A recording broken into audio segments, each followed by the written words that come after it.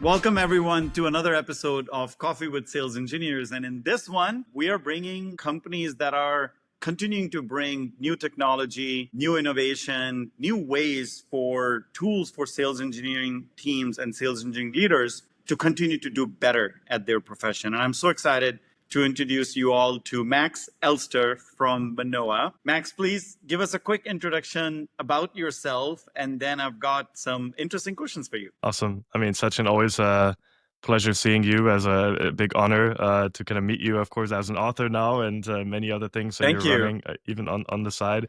Yeah, great pleasure meeting everyone. Max, originally from a small town close to Cologne in Germany, and had different stints at different fast-growing tech companies. Joined the first one when I was 18 back in the days, and then basically found my spirit and my passion for startups and fast-growth companies next to all sorts of sports. And I've always loved the competition in go-to-market and kind of the overall competitiveness. And started Minoa with a good friend Richard, and we've been on a good journey to build a platform in a new category, which we call value intelligence, which essentially orchestrates value and outcome-based selling across the entire life cycle of an organization. From basically the first lead that comes in, where you want to educate them on the value, to the renewal and to the conversation of upsells and basically providing additional value to customers. And it's been a good journey so far. We're on it now for like a little bit more than 2 years, and it's fun every single day. That's amazing. And value is very, very critical and important for the sales engineering function, for the pre-sales, along with go-to-market. Max, I've seen you at many events together. You're obviously a big advocate for sales engineering. Tell us about what's been your interest and focus as part of that go-to-market vision on particularly in sales engineering or pre-sales. Yeah, I think, initially what inspired me to look deeper into solutions in the SE and in the SE space and adjacent areas was that I was a former product manager. I took a lot of responsibility for a CSP company to think about new products and new areas where we can deliver value besides the existing product. Encouraged to also run the demos. I was encouraged to run the business cases for all the new products that we were launching, because we were essentially a small startup within a startup, right? So I was doing everything from demo to delivering value to actually building the product with the engineering team and the designers. I didn't actually know that SE itself had basically the role that I have an understanding of today. And I got more and more into it as we, of course, had more and more conversations. But I was doing a lot of the actual work that an SE would probably do at the company back in the days. And I got inspired as we dig deeper that a lot of the SEs, they are an incredible powerhouse in every go-to-market organization, right? They are running the demos. They actually understand the solutions. And one of the gaps that we have identified with a lot of SE leaders is how business value can be part of the conversation of an SE team. And we saw that a lot of SEs, they get pulled into many different directions. They're very stretched very thin and different. But one of the things that they often drive is to understand how the solution maps to value.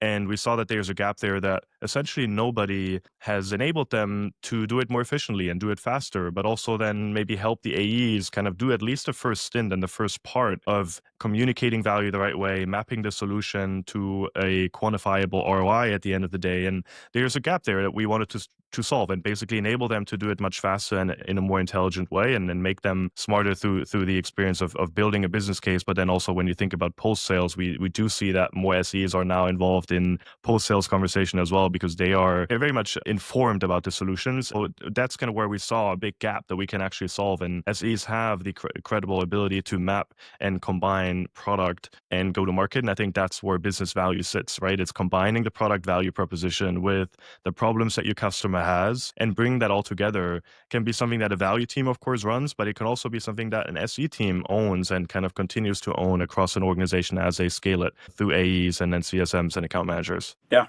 And what a great way for empowering that function, that their purpose is to become the trusted advisor for prospects. You have to earn that title and that respect and trust through demonstrating your deep understanding of your platform, your deep understanding of their requirements, and really coming up with an authentic, genuine solution. And I hear a lot about co-creation of that solution with prospects, and empowering that team with this value capability is really important. You mentioned value intelligence. I love that concept. I love, that it really resonates with me because it really is this intelligence that you're bringing that's not just anchored on the features and capabilities and things your solution can do, but it's the value those capabilities create for the buyers, right? Right. And you just mentioned that either it's value consulting team or sales engineering team that can bring the value. So give us your perspective on what are you observing? What are some challenges, pros and cons of companies? How should SE teams be thinking about how to incorporate value? Because on one side, nobody would argue with you saying, no, Max, we should really focus on features. So those days are Right. gone. Everybody understands that value is of importance, but I don't think there's a silver bullet answer yet on how should you actually go implement it. Yeah, and it's hard to give a silver bullet answer, right? That mutually kind of summarizes what every company out there should do, right? I think it really depends which kind of what kind of archetype does an organization come from? Were they a PLG type company that moved to SLG, right? Were they always a kind of sales led company that now basically goes up market and tries to sell to the enterprise, right? But didn't maybe have any SEs before, right? So it's always a question of where do they come from, where they want to transition in order to basically accommodate a change for value. We do see many different forms, right? We do see companies that don't have a value engineering or value consulting team. They essentially encourage and empower the SEs to up-level themselves and be almost like an orchestrator to the organization to map the capabilities to the value prop and to a value narrative. And then they take control of it and basically lead the charge and also enabling the AEs to get better at it, but also enable the post-sales teams to enable it. It requires senior leadership support, right? From somebody not just seeing, and I think that's a bit of the traditional way, the SE team as the demo team, right? And I think every SE would probably agree that that's not what they do, right? They do much more than that, and they have very strategic very strategic influence in terms of how a deal is positioned, how an opportunity flows through the funnel, and they are the strategic advisor to the customer, right? And when that's the case, when leadership believes that there's more to the SE role than basically just the demo part, then I think that there's a great ability for them to also own value. If there's a value team, which is still, I think, very helpful because essentially, if you have somebody that can orchestrate the value conversation throughout the different parts of the funnel and not just pre-sales, but also how do successful value cases get referred back to marketing so they can build better campaigns, they can build better positioning based on actual success from customers. That's something that often goes a little bit beyond the typical SE role and kind of the influence that they also want to look into, right? Because they already have a lot of work to do and like thinking about the entire organization and different parts where it could be influenced. That's of course can be a challenge just in terms of time. And then a value person could be even a signal person that orchestrates and enables an organization to think in the right way can be helpful. And they are often a great partner to the SEs, right? Of collaborating, both happening. I think there's not really a recommendation of what's better. We often really look and try to understand the organization a little bit better of what do they stand, where they're trying to go. Do they already have a big SE team? Is it rather small, right? Like how is the leadership of the SE team set up? Can they take an additional responsibility? And then from there, we recommend certain actions, or of course, then also Minoa is kind of part of that overall story of how you can actually basically do value 360, right, across the entire organization, how you get there step by step. Are you observing any, like what percentage would you say the SC teams that you work with that actually have a value function versus their up leveling? Or is there a graduation path where up leveling the SC team with, capabilities and tools like Minoa, and then you graduate into actually building out a value function? I don't know if there's any observation you've seen across the SC teams you work with. Yeah, it's almost half, I would say, across organization. And that's the reason I was saying it really depends on the archetype of the company itself.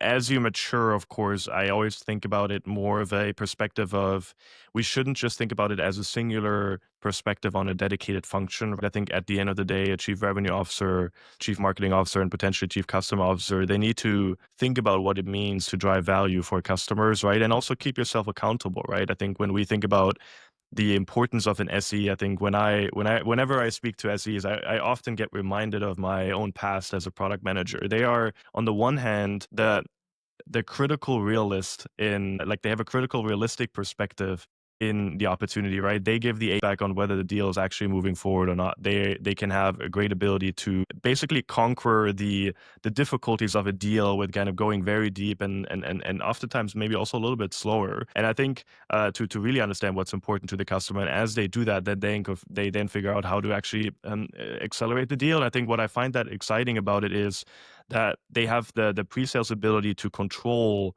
how value is going to get delivered post sales, because the more you have actually done a thoughtful work in understanding what is being done on the pre-sale side, what are we actually delivering, what are the solutions we deliver, and how do we measure the success of all of them, the easier it's going to be for an organization to find additional upsell potential or actually secure the renewal, right? Because CSMs are not just going to look up in the sky and actually think about how they can help a customer achieve value. They have something to work on, which is based on the realistic perspective of an SE. So I do think that the responsibility goes further than that, but I think SEs are a great way to start any sort of value focus within an organization. And there's a level of continuation that you talked about, which is, I think historically, when the ROI calculators and some of those things were coming up, right, there was perception that, well, of course, the ROI calculator is going to be 300%, and it's more of a sales gimmicky tool, right, that sales reps can use. But when you truly think about creating a value consulting function that you mentioned that spans across, it's from a buyer's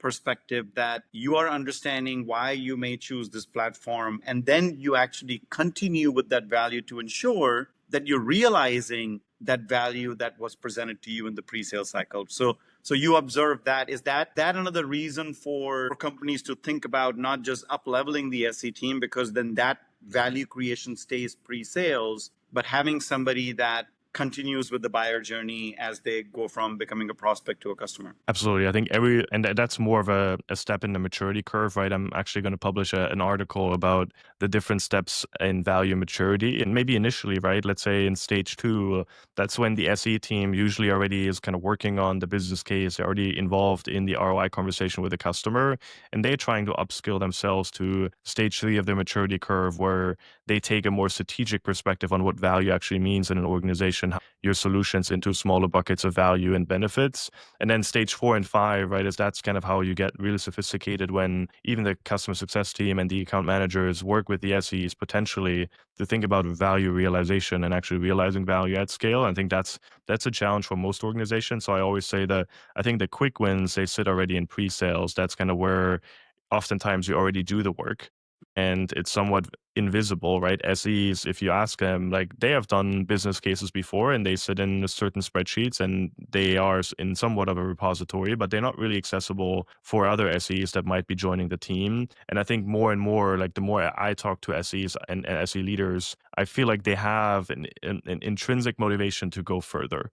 They have an intrinsic motivation to be perceived as an important influence in the organization. And I think that's what value can do to them beyond the capabilities they already have today and the skills. And I think that's a kind of just a natural tie to their skill set anyways, because they think about it more from an in-depth, like, problem to solution perspective. They think about it, they can quantify oftentimes, they do have an engineering or math degree sometimes, right? So there's that capability somewhere in them, and I think they bring it out more and more. I can't wait to read that blog or article that you're publishing, man. Much needed education on that level of maturity on value, because to your point, there's no silver bullet answer, and every SC team has to identify and be aware of where they are in that journey, and go to market revenue team, and then know a career path or a plan to say, what are things we need to put in place to get to that stage 4, stage 5? One thing that made me think of, as you were describing that, is it's not just the value to services team to have that continuation of, what value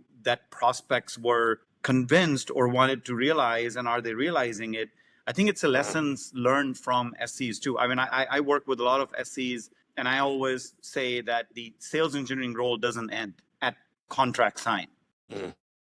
Even though our activity and our engagement ends, because we're now on to the next prospect. But my most learnings has been talking to implementation managers or account managers that are doing a QBR on a client that I closed 2 years ago. And sometimes you're talking to them and you're like, oh, that's interesting that the solution I proposed to them, which was a good solution, But what they actually ended up implementing was a little bit variation of that due to this, that, or whatever circumstances. But as an SC, I am now learning how our platform is even more creatively used in creating value. And ideally, I bring that learning to my next demo.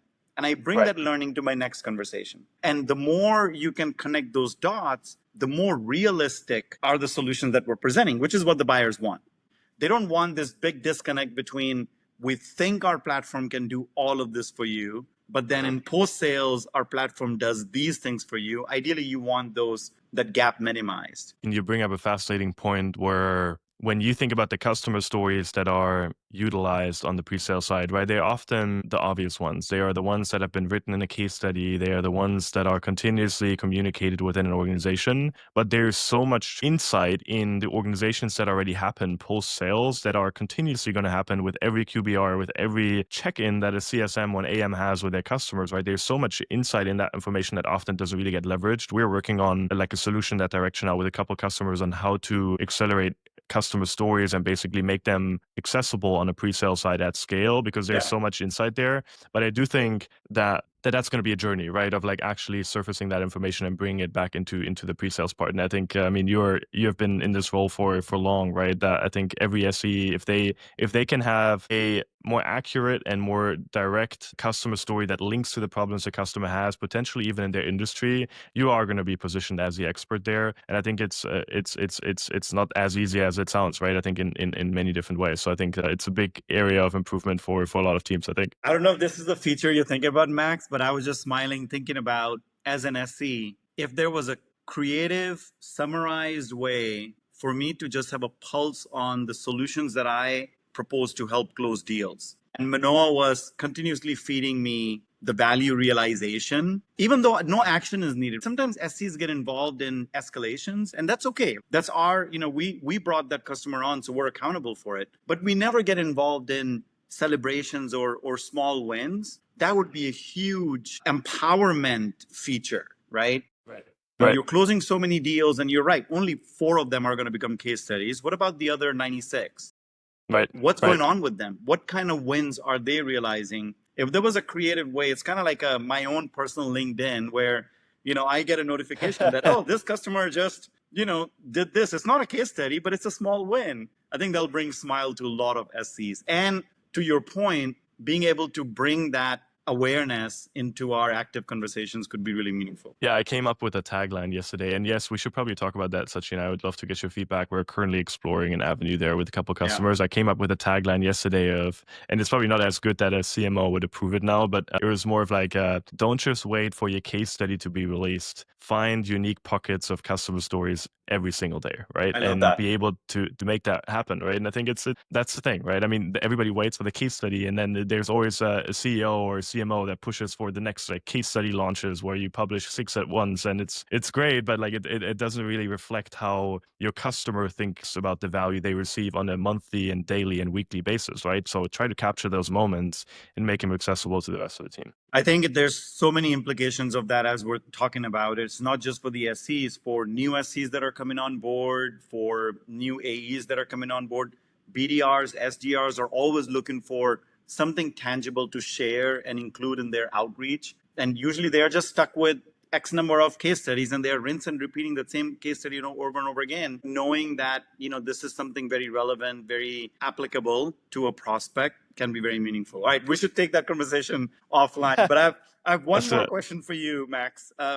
You are obviously day in, day out meeting with many SC leaders. I'm curious, in mid 2025, what are some 2 or 3 initiatives, priorities that SC leaders, SC teams in general focused on? Like what are they hyper focused on these days? Just curious. Yeah, I think I would say like 2 or 3 things, right? Value is one of them. That's the reason why we of course speak to them. I think another one is how to optimize their demo environments, right? We have a few friends, I think, in our network that are really solving and trying to solve that problem for modern thinking organizations. So that's a big one of like how to actually do it better, especially in the world of AI, where you could essentially make every customer feel unique, right? And you can make them feel unique as they are talking to you. It comes a lot back to kind of the core part of organizations and buyers are much more informed today than they were ever before, right? So if they come into a demo and a solution overview, they don't just want to see the standard demo anymore, right? They want to see something that already applies to the research they've done, to the industry they're in. And I think that's just changing a lot. And I think that's a priority. It's more on like an actual metric level, like where I think a lot of sales leaders, they have kind of these different parts of the funnel they focus on, top of funnel, of course, being one of them. They do focus more and more on mid funnel. And then the CRO often focuses on kind of how do we get more of our existing customers? That's where, quote unquote, the cheaper expansion money sits, right? It's much cheaper to expand with an existing customer than getting a new one. But I think when we think about the SE role specifically, they think more about how to improve the metrics around disqualification of opportunities. I think they still spend too much time on the wrong opportunities, which is often a waste of time, especially if you think about proof of concepts or proof of value, where the SEs often take the charge in controlling the narrative, running the process. And then at the end of the day, I still talk to companies that basically lose like almost like 70-80% of opportunities that are already in POCs and proof of values, and basically 70% of those that actually don't close. So you invest a lot of time with the SEs, and ultimately all those deals do not close. A massive waste of time for everybody, even for the customer, right? That spend a lot of time in this. So I think that's a big one where just mathematically you could link back and see how many opportunities you've worked on that where you should probably have spent your time otherwise, right? And I think that's a big one where I do see more and more SE leaders are thinking about how to solve it. Makes sense. Value, analytics, metrics driven. I mean, we live in this age of AI where the more data that we have access to, the better, stronger decisions we can make. And every company is needing to move fast, right? So even for initiatives, we don't have, let's try this out for 6 months. You're pretty much on a weekly basis, right? Let's try this initiative in 3 weeks. Fail fast, right? Is the new norm, because you gotta move fast. So, well, it's fortunate that you get to sit in many of those conversations, Max, and kind of hear from leaders, both go-to-market leaders, SE leaders, on what's top of mind. I really appreciate you spending the time and coming to the podcast, sharing your insights. Look forward to seeing the article. Please share and publish your stages of value maturity. Love the concept of value intelligence. I'll be watching out for that. And yes, let's follow up on a conversation. I've got some ideas for the value realization insights we were talking about. Let's do that. Awesome. And next time I'm going to prepare a coffee and espresso for us while we chat. So we got to make it real with the coffee. Let's do it. Awesome. Great having you, Max. Thanks, Sachin. So always good to see you. Thank you. Cheers.